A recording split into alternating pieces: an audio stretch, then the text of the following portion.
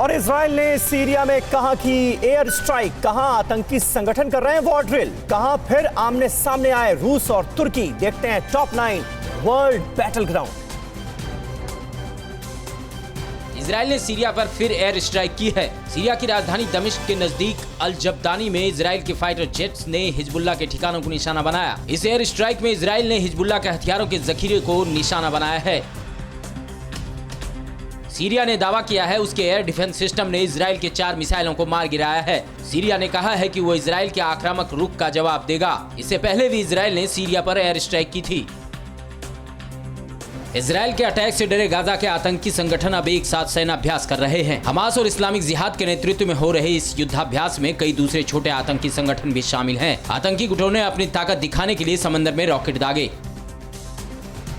Yemen के Houthi बागियों ने आरोप लगाया है कि सऊदी अरब के नेतृत्व वाली सेना ने उनके ठिकानों पर एयर स्ट्राइक की है। यमन के अल कसरत इलाके में हुई इस एयर स्ट्राइक में बागियों को तगड़ा नुकसान हुआ है।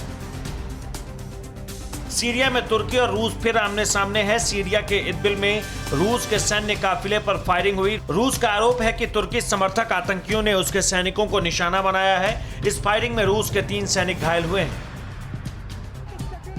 लेबनान के बेरूत में पुलिस और छात्रों के बीच झड़प हो गई। छात्र यहां अमेरिकी यूनिवर्सिटी की तरफ से डॉलर में फीस वसूलने का विरोध करने पहुंचे थे। छात्रों का कहना है कि डॉलर में फीस वसूलने से उनकी पढ़ाई महंगी हो जाएगी। हजारों छात्रों ने यूनिवर्सिटी के इस फैसले के विरोध में सड़क पर हंगामा किया। अरब सागर में अमेरिकी और इजराइल के बढ़ते दखल से ईरान डरा हुआ है। ईरान को डर सता रहा है कि ट्रंप के कार्यकाल के आखिरी दिनों में अमेरिका और इजराइल मिलकर उसे निशाना बना सकते हैं। अरब सागर में दुश्मनों की मौजूदगी को देखते हुए ईरान ने भी अपने बचाव की तैयारी शुरू कर दी है। अमेरिका के तरफ से इराक में अपने ठिकानों पर ईरान के अटैक की आशंका को ईरान ने गलत बताया है। ईरान ने कहा कि वो किसी आतंकी कार्रवाई का समर्थन नहीं करता। अमेरिका को आशंका है कि 3 जनवरी को कुर्दिश फोर्स के कमांडर कासिम सुलेमानी की हत्या के 1 साल होने पर इराक में उसके ठिकानों को निशाना बनाया जा सकता है। कराबाख की जंग में अजरबैजान से हार के बाद विपक्ष के निशाने पर आए आर्मीनिया के पीएम निकोल पाशिनियन ने कहा कि जंग में हार अधूरी तैयारियों के कारण हुई। पाशिनियन ने कहा कि जंग की तैयारी के लिए आर्मीनिया के पास पैसे और समय की कमी थी। आर्मीनिया में विपक्ष पीएम के इस्तीफे की मांग को लेकर सड़क पर उतर आया है।